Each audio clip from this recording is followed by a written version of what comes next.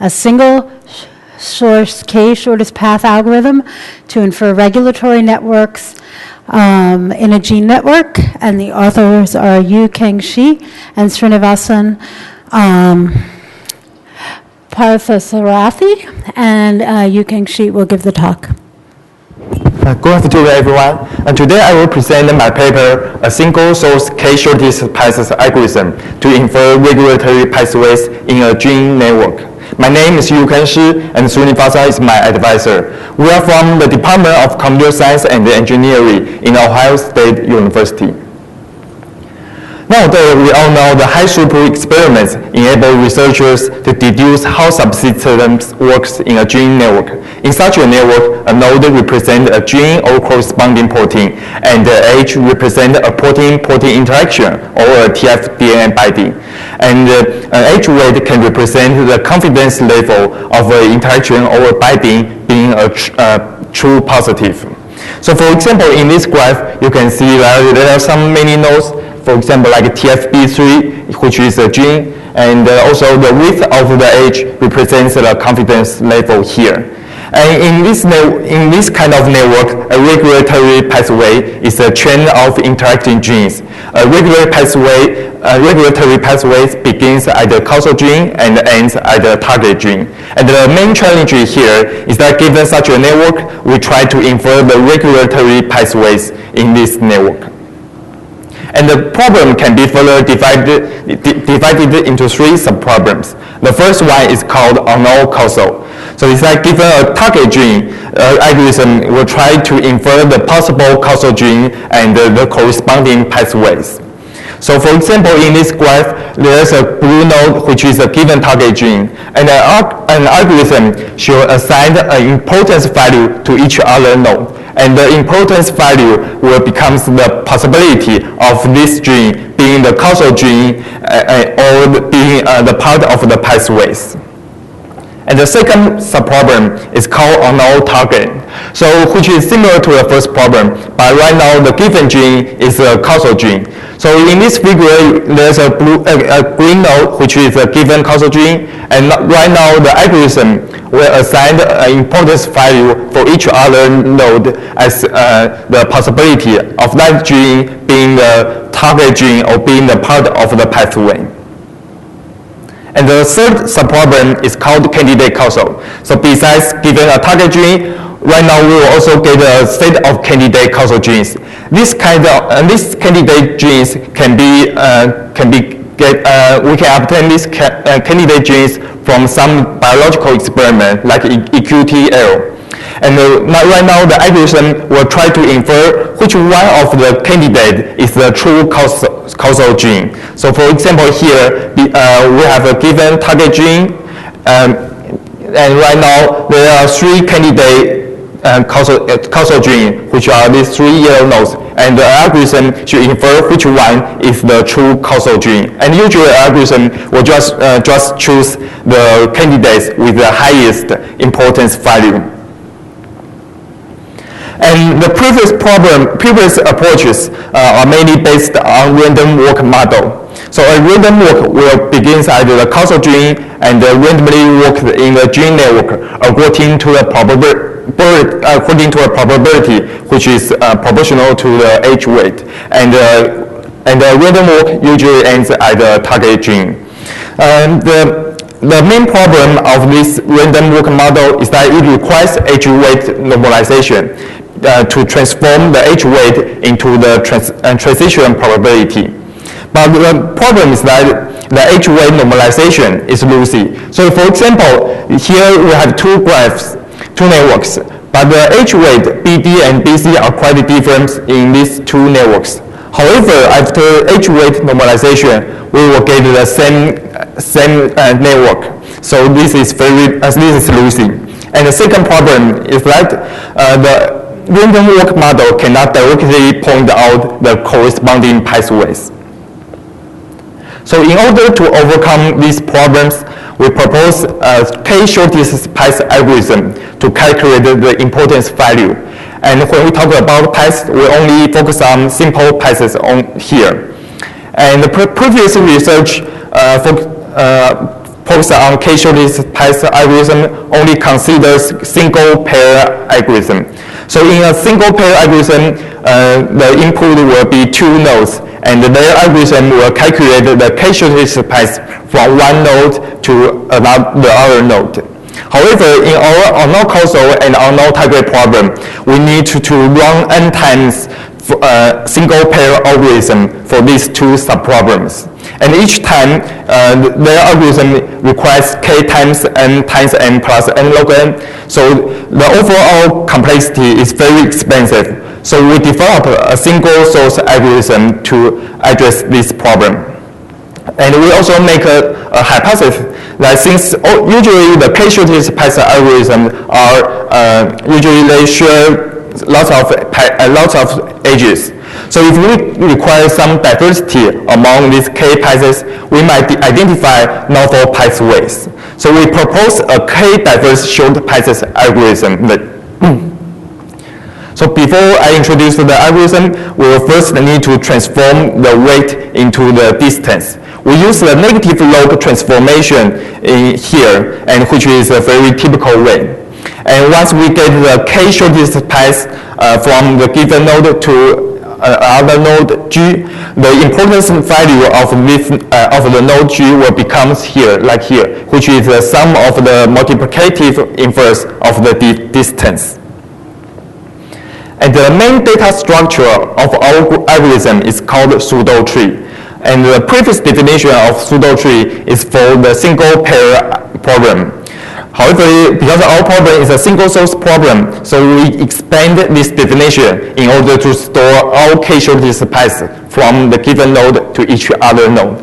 So the general definition is that given all top k-shortest paths from the given node to each other node, the Pseudotree can store all paths in a tree structure. So for example here, you can see the left figure is a network, and the right figure is the corresponding Pseudotree. K is equal to 3 here, so if you want to find the top 3 shortest paths from S to each other node, you can find them in this Pseudotree. So for example, you want to find the top 3 shortest paths from S to A, you can see that the shortest path is S to A, and the second shortest path is SBDA, and the third shortest path from S to A is SBEDA. So our algorithm is to build the Pseudotree, and the overall procedure is similar to Dijkstra's algorithm. We begin at the root, and each time we add a new node and a new edge to the tree. So there are a few conditions to add the new node. If the new node is named B and the new edge is AB, then the first condition is that the path from the given node to A should not contain B, since we require the simple path here. So if the path S to A contains B, the new edge cannot construct a simple path. The second condition is that the tree should not have more than k-1 nodes corresponding to B, since if it is more than k-1 nodes corresponding to B, then the new path will not longer be the top k shortest path from S to B. And the third condition is very similar to Dijkstra's algorithm. We require that the new path should has a minimal distance among all candidate paths, satisfying the above 2 conditions. So here is the example. We begin at the root S, and the first few steps are equivalent to Dijkstra's algorithm. We build the shortest path tree. And here, you can see we can construct the second shortest path from S to E according to our algorithm just introduced in the last slide, and so on. We can build the second shortest path, and later we can build the third shortest path. So recall that because the k shortest paths usually share a lot of edges, so we want to require some diversity among these k shortest paths. So we propose another algorithm which is named k-diverse k-diverse short path algorithm. So first, we define the diversity for each path, which is that it's like in this formula. So if once we find a new path, the diversity of this new path is that the denominator is the number of edges in the new path, and the numerator is that the number of edges which is not used in the previous paths. So for example, here we have already, if we already find path 1, which is ISCB, then once we find the second path, ISABD, then the diversity of the second path will be 1/3, since there's only one edge, BD, which is not used by the first path. So we define that a path is a diverse path once it exists a threshold, and the threshold is a user-specified threshold. So if the user-specified threshold increase, then the overall diversity of these k-paths will increase, but the overall distance of these k-paths will also increase.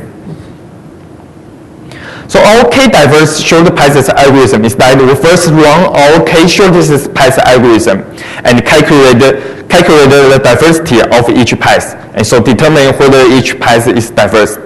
And later, if there is no enough diverse paths, we will remove some edges. We will remove an edge E from the network according to the probability, which is proportional to the number of times this edge appears in the pseudotree.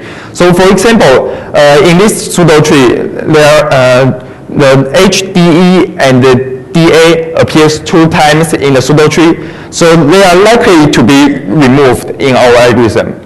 And after remove these edges, we will run our k-shortest path algorithm, and so on. We repeat this procedure until all k-diverse short paths are found. So here will be our experiment setup. Our experiment setup is similar to 2 previous studies, and we extract our gold standards from a knocked-out compendium. We have 1,728 gold standards. Each gold standard has a causal gene, a target gene, and 10 candidate causal genes. These candidate causal genes from eQTL analysis.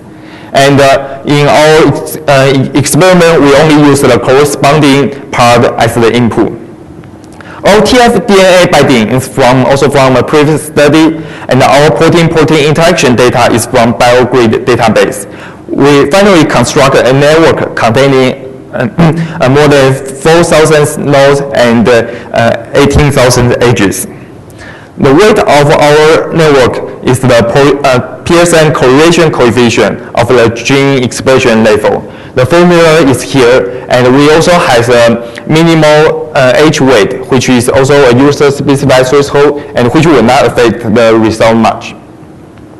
So here is the result of candidate causal.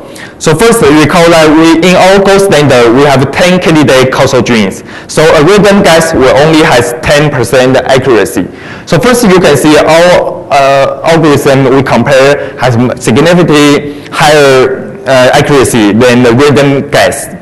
And also, we can compare our k-shortest path algorithm to the random walk model. Here is the information flow model and the tools method. So we use the paired binomial test and to calculate the significance. And here is the p-value. So our algorithm is significantly has significantly higher accuracy than the random walk model. Also, you can notice that our diverse short path algorithm does not significantly improve our result from the shortest path algorithm. But later, we will show that our diverse short path algorithm will discover novel result. So here is the result for unknown causal and unknown target. We use saddle sum to evaluate the enrichment level of gold terms. So each gold standard will has an e-value. So once the e-value is less, it means we find more meaningful biological result. And here, the left figure is unknown causal, and the right figure is for unknown target. And the x-axis here is the sorted gold standard, and the y-axis is the E-value in negative log scale.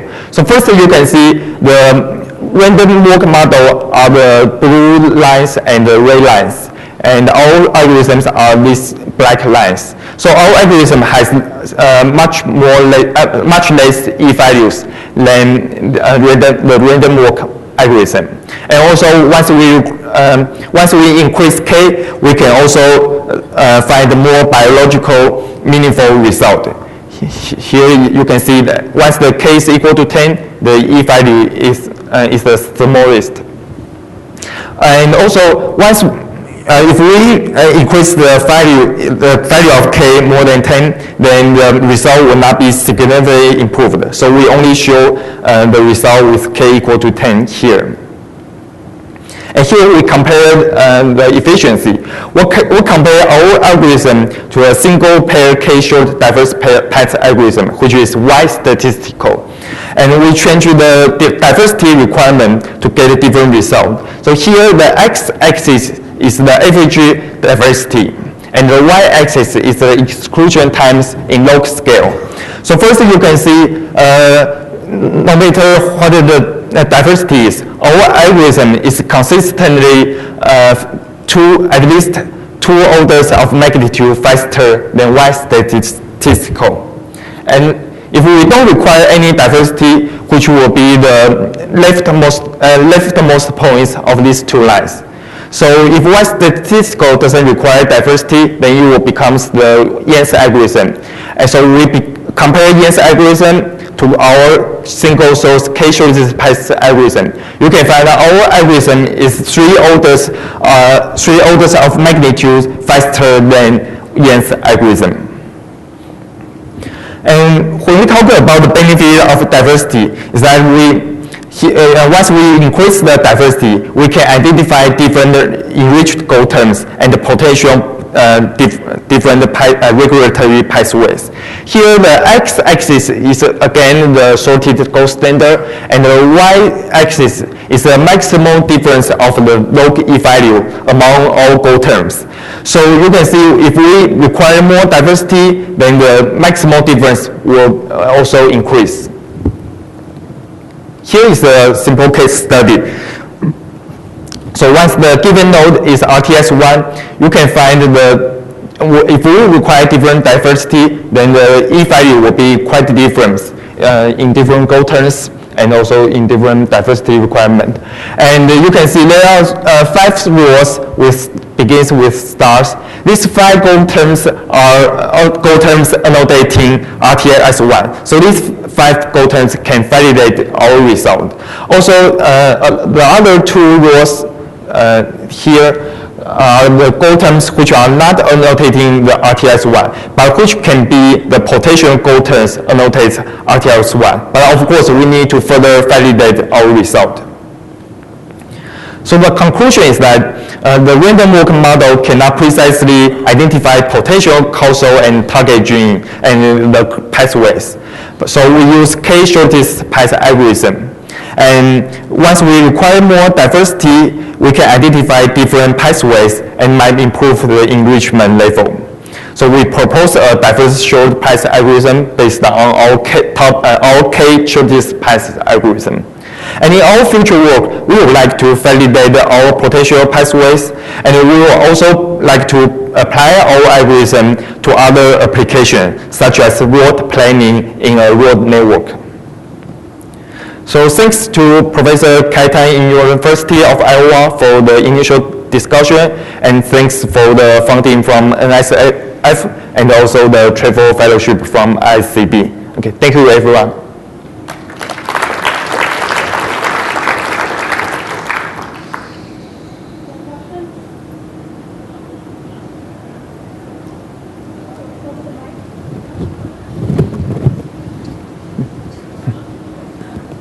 Hi. So are you focusing on when there's a network with just a single causal gene, or are you also looking and evaluating on multiple causal and multiple? So for each time, there's only one given causal gene. Okay. The other question was, for the gene ontology enrichment, you're using this to validate, but I didn't quite understand that it must be that you know the right answer at some point. Can you explain a little bit more detail? You mean like explain how cytosomes does? Right. How do you know that enrichment in those terms is the right answer? So it's like, not all results, like each node will has an importance value. So the cytosome is to evaluate like how unlikely the result is a random importance value. So once the if value is less, then it means all importance value can assign to the correct genes. How do you know that's the correct gene? Are you looking at? So we use goal terms also to not validate, to evaluate our result. Huh. All right. Well, thanks. Yeah. I had also hi, great talk. I had also a question about the same chart that like when you do the enrichment analysis using saddle sum, how do you like? I didn't understand what you mean by top gold standard. So as far as I know, with like saddle sum, you give it a ranked list or scoring essentially, and it will give you a set of geo like enrichments, like which one of geo terms are enriched. So I don't understand what does like the x-axis mean like here. So you mean x-axis? So it's like so we have 1700s of gold standard. So each gold standard, for each gold standard, we only use the gold terms annotating the given node, and so each gold standard will has a different e values. So in this x-axis, we just sort the gold standards according to the e value. So the gold standard has the smallest e value will become the leftmost point. Thank you.